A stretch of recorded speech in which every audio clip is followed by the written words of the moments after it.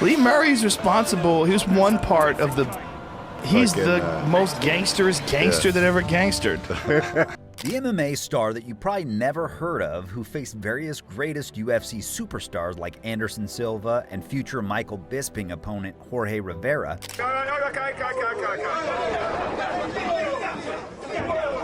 This MMA fighter even fought Tito Ortiz in a street fight and knocked him out cold. I slide right into him. He clipped me, dropped me, and I popped right back up. But that's not the craziest thing about this UFC star. It's not even his baddest feat. This man was identified as part of the crew behind the largest cash heists in British history. Biggest armed robbery in the history of England. Now he's still in jail in Morocco. This is the crazy story of Lee Murray, the MMA artist who turned into a big-time convicted robber. The past year, Murray has spent in jail in the Moroccan capital Rabat, fighting extradition for Britain's biggest cash robbery. In the world of mixed martial arts, there are stories that transcend the octagon.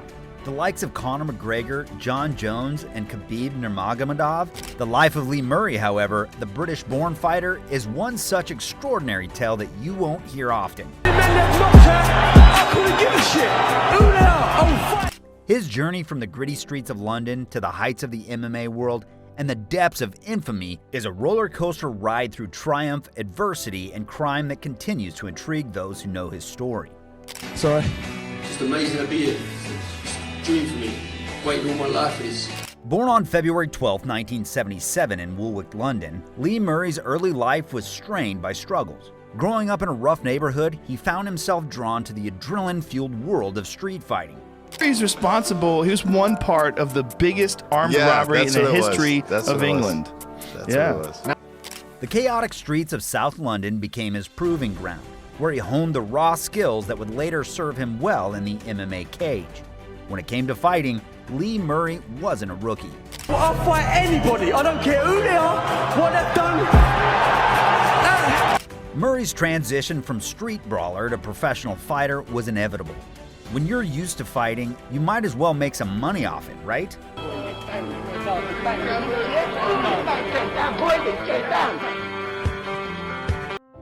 His journey in MMA began in the late 1990s when he trained at London Shoot Fighters. He quickly earned a reputation for his striking prowess and tenacity in the cage. Those street fights really paid off. Murray was that crazy English hoodlum. Murray's fights in various UK promotions showcased his talent, leading him to secure a contract with the esteemed UFC. The UFC wasn't going to let go of a talent like Lee Murray. Murray's debut in the UFC was nothing short of impressive. In 2003, at UFC 38, he faced the renowned Jorge Rivera, a future opponent of Michael Bisping. Murray's explosive striking and technical ability earned him a win via submission. For the winner by tap out, due to an armbar, from London,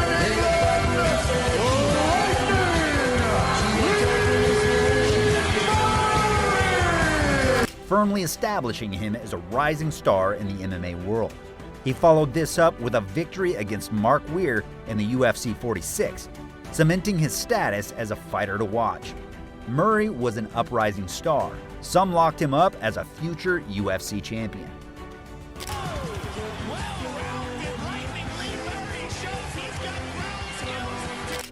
Lee Murray was a beast inside the octagon, but one should never forget what made him a feared striker in the UFC, his street fighting.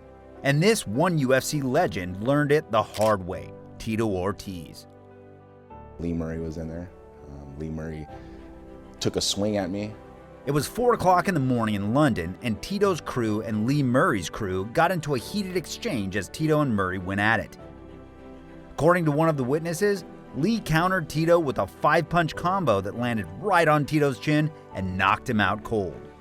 But it was maybe a minute or 2 or 3, but holy shit, what went down in that minute or 2? Even outside the octagon, Murray was knocking people out. However, it wasn't just his fighting prowess that made Lee Murray a name that many UFC fans remember.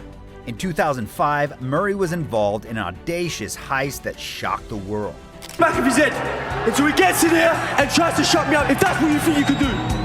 Alongside a group of criminals, he masterminded the theft of £53 million, $92 million, from a Securitas depot in Kent, England.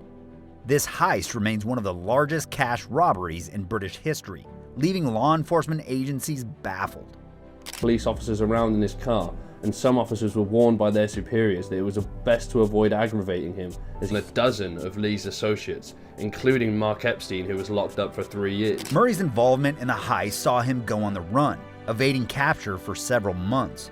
His story of criminal escapades made headlines worldwide, adding a layer of intrigue to his MMA fame.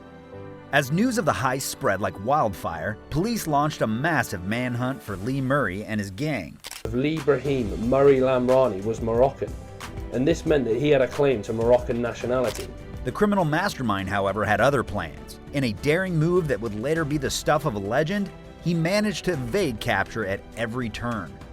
Lee Murray and his crew were not that easy to capture. They provided ways to evade the authorities. Murray and his accomplices underwent dramatic transformations. Type of guy that you just knew did not give a f***. And he would step into any scenario without any fear. Changing their appearances through plastic surgery and altering their identities. This rendered them virtually unrecognizable to both the public and law enforcement.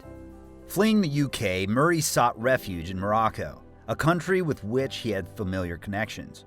Morocco, with its mix of cultures and languages, offered a perfect hiding place where he could blend in seamlessly. Sentences of 8 months in prison for possession of drugs and assaulting police officers during their arrest. Murray lived a life of relative luxury in Morocco, indulging in extravagant parties and exotic cars. He managed to stay off the radar by avoiding excessive attention and living discreetly. Lee Murray's remarkable journey took a tragic turn when he was finally arrested in Morocco in 2006 after months on the Interpol Most Wanted list. While Murray was unsuccessful in beating the case, the Moroccan courts did give him an extremely light sentence of just 10 years. Every inch the disciplined martial artist in the octagon, he led a dangerous life outside of the cage. Lee Murray's life remains an enigmatic blend of athletic prowess, criminal intrigue, and the human capacity for transformation.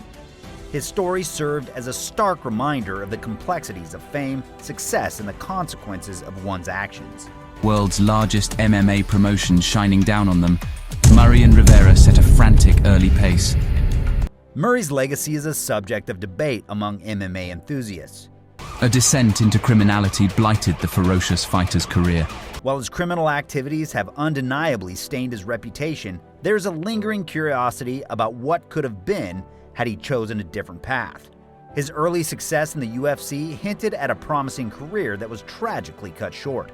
Maybe he and some of the greatest UFC fighters could provide legendary fights inside the octagon.